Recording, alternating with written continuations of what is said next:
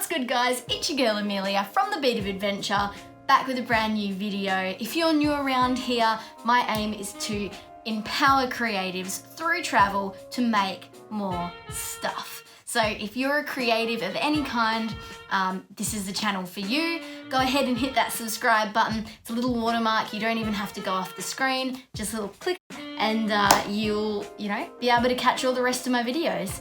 So jumping straight in today, I'm sure you've all seen the Instagram carousel post feature.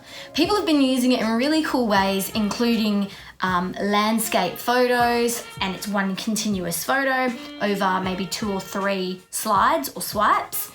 People have been making cool collages, things like that. And I have been going through lots of different tutorials lately trying to find the best way to do this in Photoshop to get it to be really seamless. I've now put that together into one video, and I think that this is the absolute best way you can possibly do it. First things first, this is going to be on Adobe Photoshop, but if you haven't got that, I'm going to try and make a version or some kind of template or guide on how to also achieve the same thing in Canva, and you'll end up with one long image that you can export or download to your computer, and then you'll have to crop it. But we're diving in Photoshop, so let's go do that right now. All right, so this is my post, the first one I did of these carousel posts on Instagram. It's from a post that I put on my blog called 5 Reasons Travel Makes Us Creative, and I wanted to make a kind of scrapbook collage style piece of art that fit a few of my photos that were from the blog post, as well as some of the key points. So this is a 10 panel one, and that's the maximum you can have, but you can do it any amount. You can have it anywhere between 2 and 10. So the first thing you want to do in Photoshop is go File, New. Now, an Instagram post, a portrait Instagram post is 1350 high by 1080 wide. So you want to just times that 1080 wide by however many panels it is that you want. In my example, I've done 10. So 10 times 1080 is going to be 10,800. And you can do that by however many panels you want. So if you want 5, times it by 5, so on and so forth. Really easy. I suggest coming into here, if you've got the latest version of Photoshop, you can go in and you can click that and make it a preset. That means that you'll always be able to just open it up straight away. You don't have to worry about the measurements. So I've got one ready to go. Now, we want to put the guides on straight away so we can see our panels. So you're going to go to View, and then you're going to come down to New Guide Layout. Click that, and you want to make sure that the only things you have ticked are Preview and then Columns. And under Columns, in the number, you're going to put the amount of panels you have. So for me, I've got 10 panels on my carousel post, so I'm going to do the number 10, and you can already see in the background it's put those lines on. So now we've got it. This is our panels.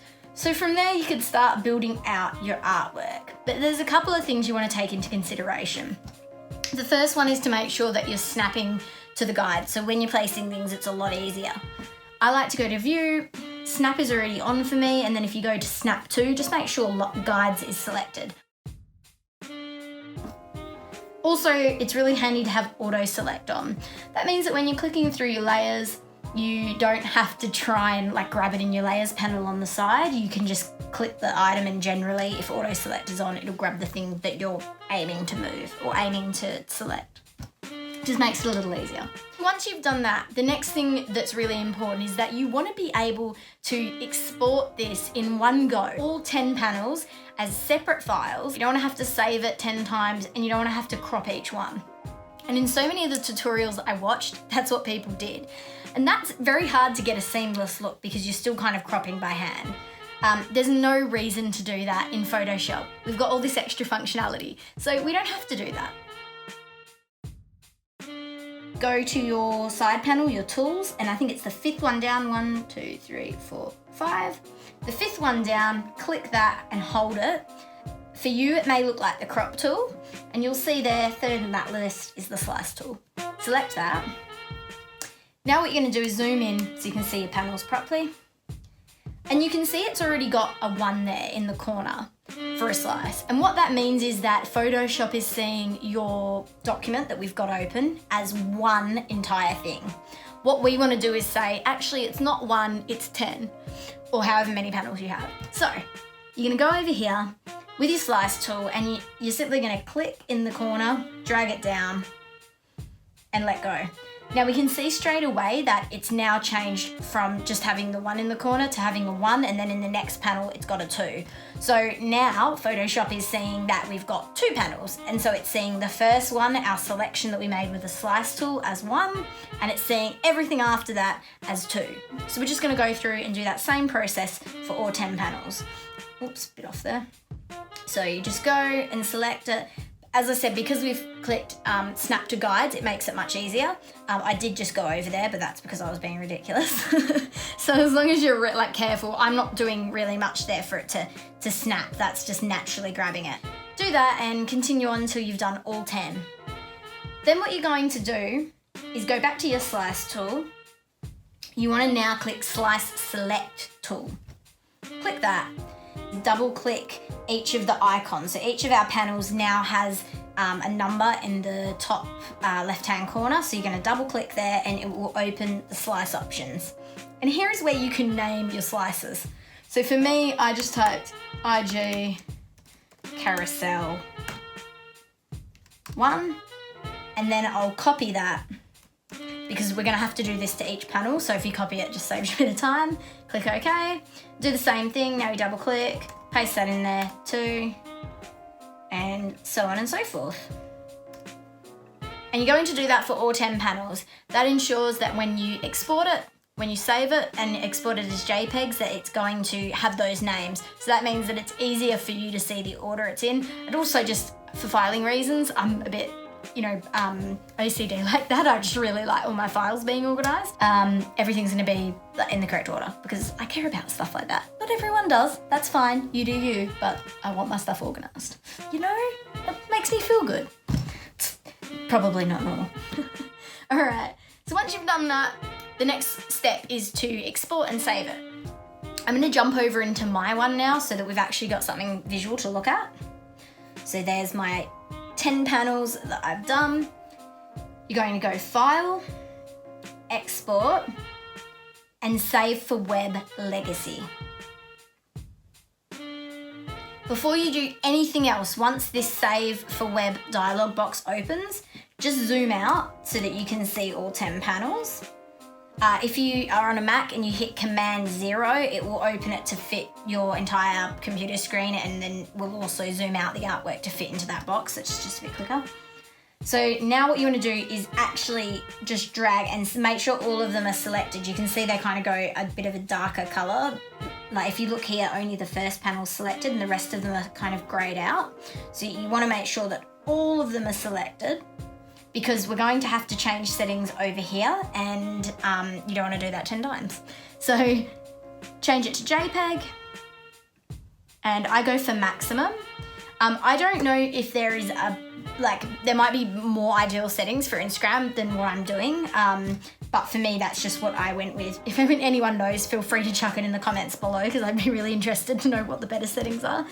And then that's it. Once you've changed it, JPEG, maximum quality, and then you're just going to go save.